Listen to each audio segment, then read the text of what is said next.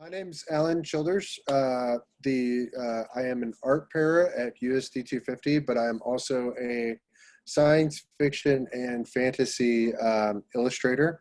I do freelance commissions for drawing fantastical creatures, mythology, and stuff like that.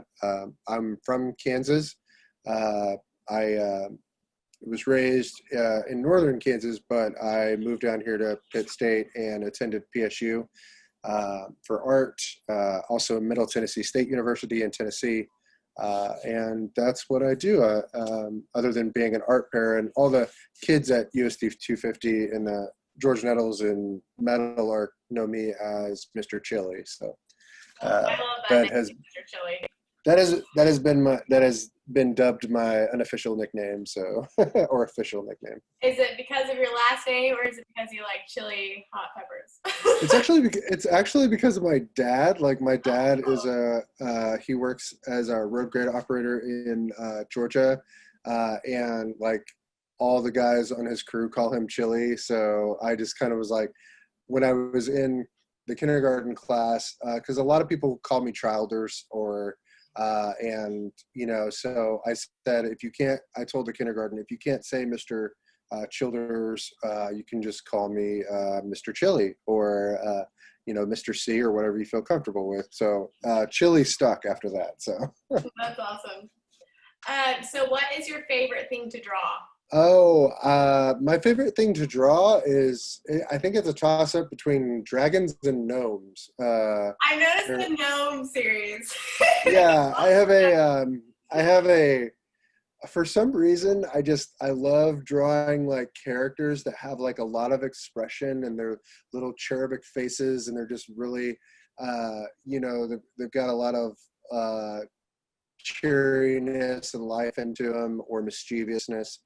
So I like drawing. It's a fun thing to draw. Like I think a lot of times it's like people struggle for like wanting to know what they want to draw, and I just want to draw fun things. So That's awesome. That's awesome. And I know that you've been doing a lot of draw and drink events and everything like that. So that's a great way to get other people to really venture into the sketching world. yeah, part of my inspiration for the drink and draw events were to cultivate a just a artist kind of feel, the same way that artwork does for like a singular event or a multi, annual biannual event.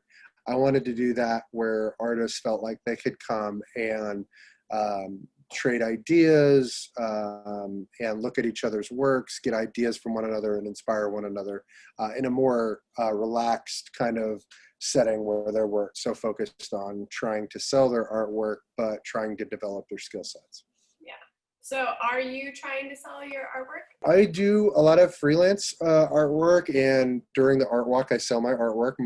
All my artwork for the Art Walk event this year is available on my Redbubble page, which if you go to my website, www.childersartstudios.com, there will be a store button, and it leads you right to my Redbubble page. You can get all my artwork, the selected artwork that I've posted on there, and you can have it on a t-shirt, a cup, whatever you want on.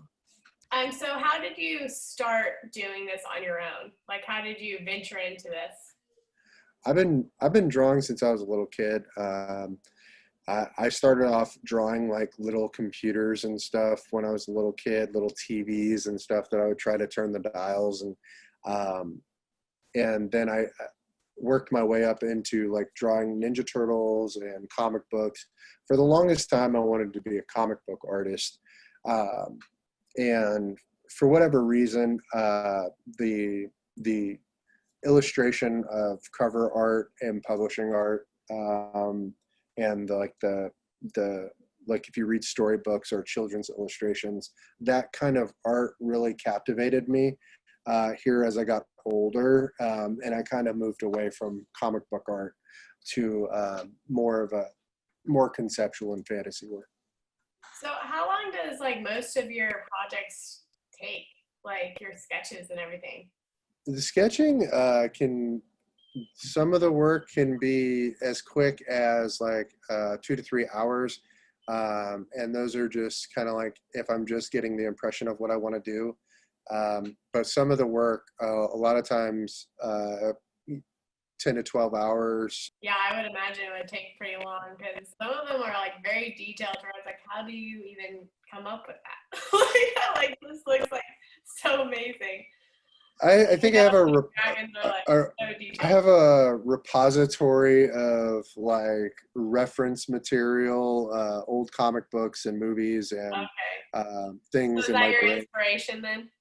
Yeah, a lot of my inspiration comes from pop culture and thing. Like I grew up in Kansas, so in a small town where they have two water towers and two baseball diamonds, and it, And where's you that know, at? if you in Overbrook, Kansas.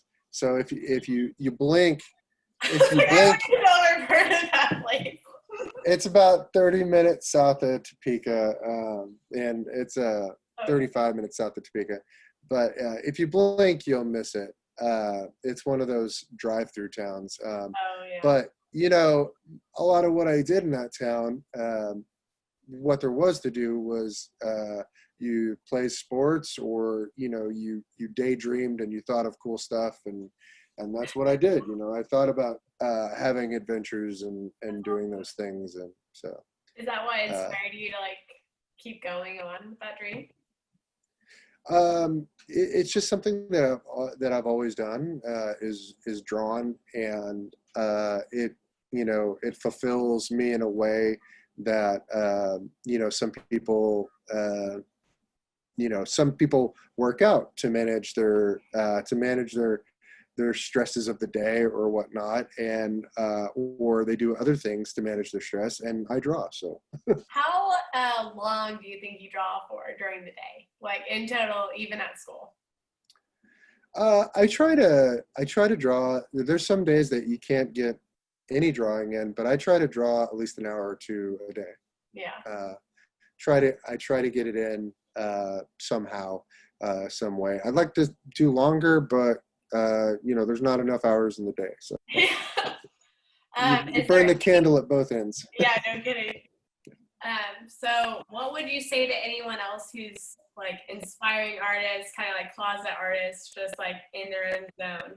The thing is like fail forward. That's well, that's one of the things that I can say is that your artwork, you're going to make mistakes, but when you fail forward, you're failing in a way that you're trying to develop your skill, and recognize your mistakes. If you can recognize your mistakes and learn from them, uh, then you're going to, and just be happy. Don't worry about making mistakes. Like I fill up entire sketchbooks with mistakes, and that's okay. That's part of the process. Because for every 20 pages of mishap sketches, there is the one page that I'm like, aha, yes, I'm keeping you. You're the one to keep. And you are an art teacher, para. So, what's your normal day to day with those kids now that you're virtual? This year I'm actually a fifth grade para, so it's a little different. There's a little more bells and whistles to it. Well, last year, whenever everything happened, or this year, earlier this year, when everything happened, uh, you know, uh, as art teachers, we wanted to inspire kids to create, to help them manage their day to day, to just get them thinking about other things.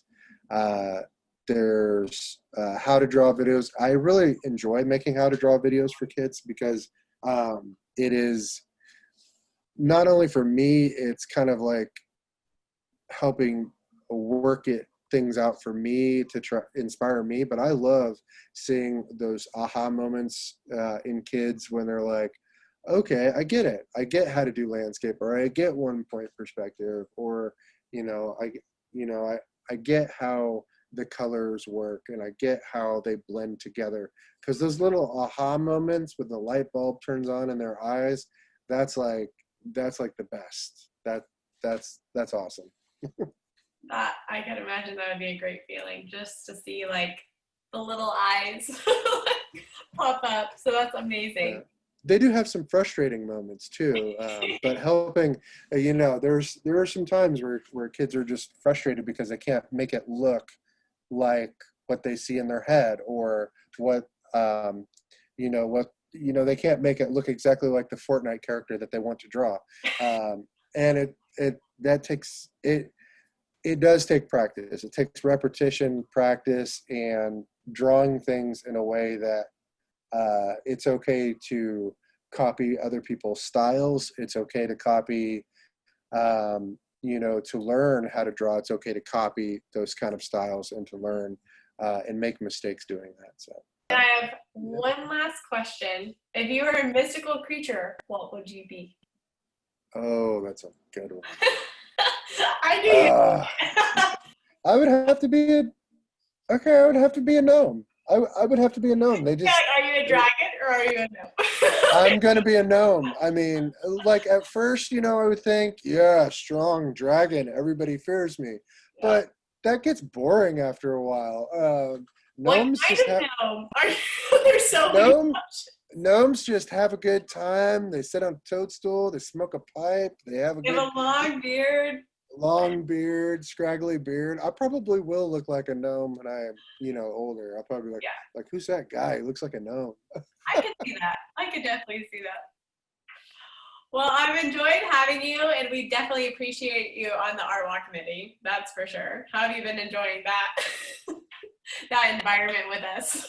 Oh, the art walk is fantastic. That's one of the reasons I joined the art walk, is because the everyone who's on the art walk committee is like, and who's involved in art walk is committed to inspiring and bringing creativity to Pittsburgh. So that's one of the best parts about it, and we have a lot of fun.